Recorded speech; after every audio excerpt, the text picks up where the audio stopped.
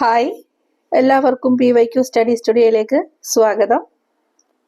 2021 April 18 നടന്ന +2 preliminary എക്സാമിന്റെ ചോദ്യപേപ്പറാണ് ഇന്ന് ചെയ്യുന്നത്. ഒന്നാമത്തെ ചോദ്യം നോക്കാം. CE 9-ാം നൂറ്റാണ്ടിൽ മാർ സാബിർ ഈസോ എന്ന ക്രൈസ്തവ കച്ചവടക്കാരന് വേണാട് നാടുവഴി നൽകിയ അവകാശമേത്? CE 9-ാം നൂറ്റാണ്ടിൽ മാർ സാബിർ ഈസോ എന്ന ക്രൈസ്തവ കച്ചവടക്കാരന് വേണാട് നാടുവാഴി നൽകിയ അവകാശമേത്? ആൻസർ ഓപ്ഷൻ ബി, തരിസാപ്പള്ളി ശാസനം. തരിസാപ്പള്ളി ശാസനം. രണ്ടാമത്തെ ക്വസ്റ്റ്യൻ. ഭക്രാനംഗൽ അണക്കെട്ടിന്റെ നിർമ്മാണത്തിൽ പങ്കെടുത്ത ഏക വിദേശി ആരായിരുന്നു? ഭക്രാനംഗൽ അണക്കെട്ടിന്റെ നിർമ്മാണത്തിൽ പങ്കെടുത്ത ഏക വിദേശി ആരായിരുന്നു? Answer option D, Harvey Slocum. Bhakra Nangal അണക്കെട്ടിന്റെ നിർമ്മാണത്തിൽ പങ്കെടുത്ത ഏക വിദേശിയായിരുന്നു ഹാർവി സ്ലോഗം. മൂന്നാമത്തെ ക്വസ്റ്റ്യൻ. മൗലാന അബ്ദുൽ കലാം ആസാദ് പ്രസിദ്ധീകരിച്ച പത്രത്തിന്റെ പേരെന്ത്? മൗലാന അബ്ദുൽ കലാം ആസാദ് പ്രസിദ്ധീകരിച്ച പത്രത്തിന്റെ പേരെന്ത്? ആൻസർ ഓപ്ഷൻ എ, അൽ ഹിലാൽ. മൗലാന അബ്ദുൽ കലാം ആസാദ് പ്രസിദ്ധീകരിച്ച പത്രമാണ് അൽ ഹിലാൽ. നാലാമത്തെ ക്വസ്റ്റ്യൻ. മെൻഷെവിക് പാർട്ടിക്ക് നേതൃത്വം നൽകിയതാര്? മെൻഷെവിക് പാർട്ടിക്ക് നേതൃത്വം നൽകിയതാര്? Answer option C, Kerensky. Menshevik പാർട്ടിക്ക് നേതൃത്വം നൽകിയത് കെരൻസ്കി. അഞ്ചാമത്തെ ക്വസ്റ്റ്യൻ. രണ്ടാം ലോക യുദ്ധവുമായി ബന്ധമില്ലാത്ത ചലച്ചിത്രമേത്? രണ്ടാം ലോക യുദ്ധവുമായി ബന്ധമില്ലാത്ത ചലച്ചിത്രം ഏത്? Option C, grand illusion. Grand illusion ആണ് തന്നിരിക്കുന്നതിൽ രണ്ടാം ലോക യുദ്ധവുമായിട്ട് ബന്ധമില്ലാത്ത ചലച്ചിത്രം. ആറാമത്തെ ക്വസ്റ്റ്യൻ. പാതിര സൂര്യൻ ദൃശ്യമാകുന്ന പ്രസിദ്ധമായ സ്ഥലം ഏത്? പാതിര സൂര്യൻ ദൃശ്യമാകുന്ന പ്രസിദ്ധമായ സ്ഥലം ഏത്? ഹമ്മർഫെറ്റ്. ഓപ്ഷൻ ബി, ഹമ്മർഫെറ്റ് ആണ് പാതിര സൂര്യൻ ദൃശ്യമാകുന്ന പ്രസിദ്ധമായ സ്ഥലം. ഏഴാമത്തെ ചോദ്യം. മാർബിൾ ഏതു തരം ശിലയ്ക്ക് ഉദാഹരണമാണ്?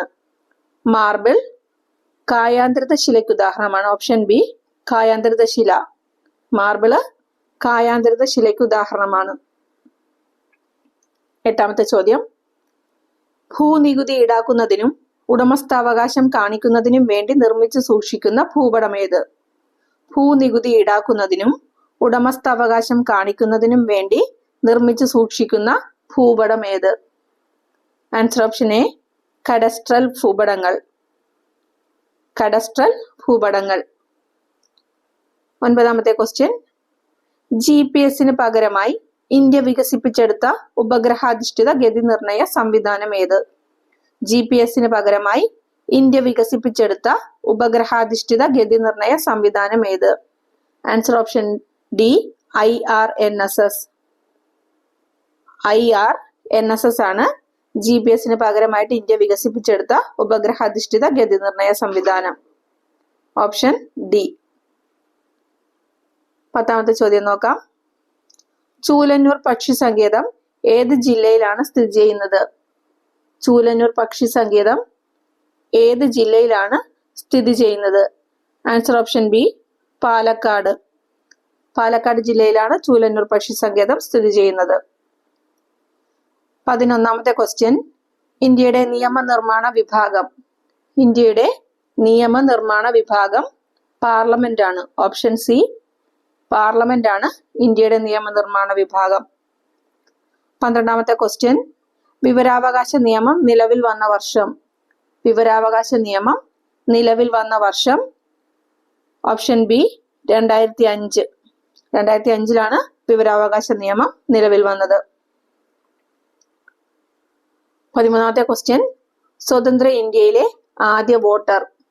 സ്വതന്ത്ര ഇന്ത്യയിലെ ആദ്യ വോട്ടറാണ് ശ്യാം സരൺ നേഗി.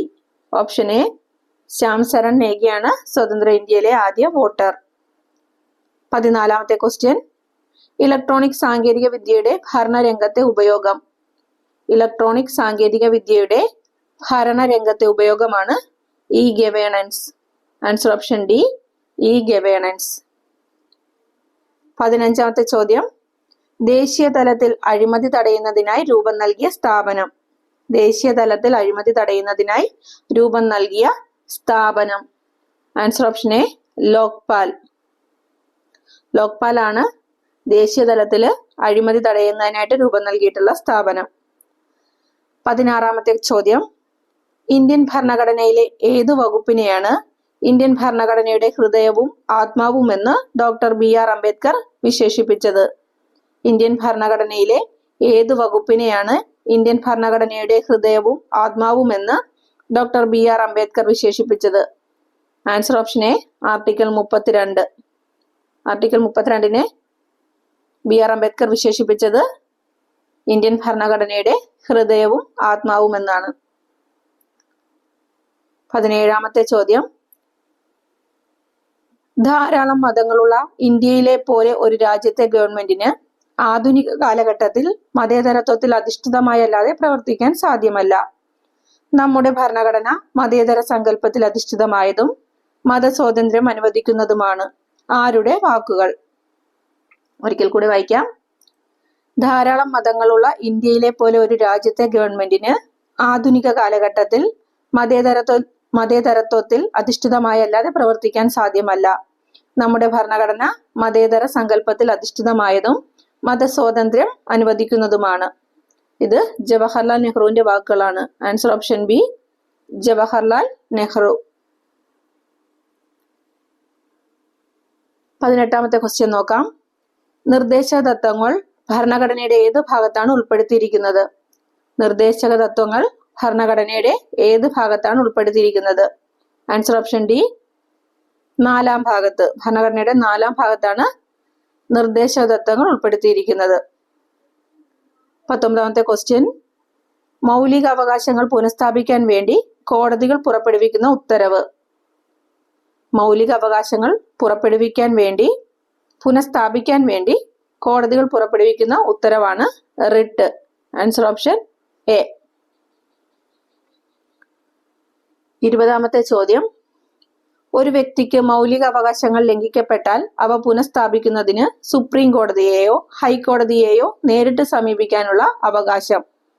ഒരു വ്യക്തിക്ക് മൗലിക അവകാശങ്ങൾ ലംഘിക്കപ്പെട്ടാൽ അവ പുനഃസ്ഥാപിക്കുന്നതിന് സുപ്രീം കോടതിയെയോ ഹൈക്കോടതിയെയോ നേരിട്ട് സമീപിക്കാനുള്ള അവകാശമാണ് ഭരണഘടനാപരമായ പരിഹാരം കാണാനുള്ള അവകാശം. ആൻസർ ഓപ്ഷൻ സി ഭരണഘടനാപരമായ പരിഹാരം കാണാനുള്ള അവകാശം. ക്വസ്റ്റ്യൻ നമ്പർ 21, ഇന്ത്യയിൽ ബജറ്റ് അവതരണവുമായി ബന്ധപ്പെട്ട ഭരണഘടനാ വകുപ്പ്? ഇന്ത്യയിൽ ബജറ്റ് അവതരണവുമായി ബന്ധപ്പെട്ട ഭരണഘടനാ വകുപ്പ്? Answer option C 112. ബജറ്റുമായി ബന്ധപ്പെട്ട ഭരണഘടനാ വകുപ്പാണ് 112. 22ാമത്തെ ചോദ്യം, റിസർവ് ബാങ്ക് ഓഫ് ഇന്ത്യയുടെ 23ാമത്തെ ഗവർണർ? റിസർവ് ബാങ്ക് ഓഫ് ഇന്ത്യയുടെ 23ാമത്തെ ഗവർണർ രഘുറാം രാജനാണ്. നിലവില് 25ാമത്തെ ഗവർണറാണ് Shaktikanta Das. Reserve Bank of ഇന്ത്യയുടെ 23ാമത്തെ ഗവർണറാണ് രഘുറാം രാജൻ. നിലവില് 25ാമത്തത് ശക്തികാന്ത ദാസ്. 23ാമത്തെ ചോദ്യം, കേന്ദ്ര ഗവൺമെന്റ് പദ്ധതിയായ അടൽ പെൻഷൻ യോജന പ്രഖ്യാപിച്ചതെന്ന്? കേന്ദ്ര ഗവൺമെന്റ് പദ്ധതിയായ അടൽ പെൻഷൻ യോജന പ്രഖ്യാപിച്ചതെന്ന്? Option C 2015 May 9. Answer option C 2015 May 9 Atal pension Yojana പ്രഖ്യാപിച്ചത്. 24ാമത്തെ ചോദ്യം നോക്കാം. താഴെ കൊടുത്തിട്ടുള്ളവയിൽ നീതി ആയോഗിന്റെ ലക്ഷ്യങ്ങളിൽ പെടാത്തതേത്? താഴെ കൊടുത്തിട്ടുള്ളവയിൽ നീതി ആയോഗിന്റെ ലക്ഷ്യങ്ങളിൽ പെടാത്തതാണ് ചോദിച്ചേക്കുന്നത്. ഓപ്ഷൻസ് നോക്കാം. എ, വ്യവസായ സേവന മേഖലകളിൽ സർക്കാർ പങ്കാളിത്തം കുറക്കുക. ബി, കാർഷിക വളർച്ച നേടാൻ സമ്പന്ന വർഗത്തെ പ്രയോജനപ്പെടുത്തുക. സി, സമ്പദ് വ്യവസ്ഥയുടെ ഉൽപാദനക്ഷമത വർദ്ധിപ്പിക്കുക. ഡി, സാങ്കേതിക വിദ്യയുടെ സഹായത്തോടെ നഗരങ്ങളെ സുരക്ഷിത ആവാസ കേന്ദ്രങ്ങളാക്കി മാറ്റുക. ഇതിൽ നീതി ആയോഗിന്റെ ലക്ഷ്യങ്ങളിൽ പെടാത്തത് ആൻസർ ഓപ്ഷൻ ബി ആണ്. കാർഷിക വളർച്ച നേടാൻ സമ്പന്ന വർഗത്തെ പ്രയോജനപ്പെടുത്തുക എന്നത് നീതി ആയോഗിന്റെ ലക്ഷ്യങ്ങളിൽ പെടുന്നതല്ല. 25ാമത്തെ ക്വസ്റ്റ്യൻ നോക്കാം. ഇന്ത്യൻ സമ്പദ് വ്യവസ്ഥയിൽ പ്രാഥമിക മേഖലയിൽ ഉൾപ്പെടുന്ന സാമ്പത്തിക പ്രവർത്തനം? ഇന്ത്യൻ സമ്പദ് വ്യവസ്ഥയിൽ പ്രാഥമിക മേഖലയിൽ ഉൾപ്പെടുന്ന സാമ്പത്തിക പ്രവർത്തനം? ഇതില് ഓപ്ഷൻ ഡി ഖനനമാണ്. ഖനനം പ്രാഥമിക മേഖലയിലാണ് പെടുന്നത്. 26ാമത്തെ ചോദ്യം, കോശശ്വസനത്തിന്റെ ഏത് ഘട്ടമാണ് മൈറ്റോകോൺട്രിയയിൽ വെച്ച് നടക്കുന്നത്? കോശശ്വസനത്തിന്റെ ഏത് ഘട്ടമാണ് മൈറ്റോകോൺട്രിയയിൽ വെച്ച് നടക്കുന്നത്? ആൻസർ ഓപ്ഷൻ ബി ക്രെബ്സ് പരിവൃത്തി. ക്രെബ്സ് പരിവൃത്തി നടക്കുന്നത് മൈറ്റോകോൺട്രിയയിൽ വെച്ചിട്ടാണ്. 27ാമത്തെ ചോദ്യം, ലോക പ്രമേഹ ദിനമായി ആചരിക്കുന്ന ദിവസം? ലോക പ്രമേഹ ദിനമായി ആചരിക്കുന്ന ദിവസം നവംബർ 14. Answer option B. 28ാമത്തെ ക്വസ്റ്റ്യൻ, കുരുമുളകിൽ ദ്രുതവാട്ടത്തിന് കാരണമായ രോഗകാരി? കുരുമുളകിൽ ദ്രുതവാട്ടത്തിന് കാരണമായ രോഗകാരി? Answer option C fungus. ദ്രുതവാട്ടത്തിന് കാരണം ഫംഗസ് ആണ്. 29, മുഗ ഏതിനത്തിൽപ്പെട്ട കൃഷിരീതിയാണ്? മുഗ ഏതിനത്തിൽപ്പെട്ട കൃഷിരീതിയാണ്? സെറികൾച്ചർ. ആൻസർ ഓപ്ഷൻ എ സെറികൾച്ചറിലാണ് മുഗ വരുന്നത്. മുഗ സെറികൾച്ചർ കൃഷിരീതിയിലാണ് പെടുന്നത്. 30ാമത്തെ ചോദ്യം, വൃക്കയുടെ ഏത് ഭാഗത്താണ് അതിസൂക്ഷ്മ അരിപ്പകൾ കാണപ്പെടുന്നത്?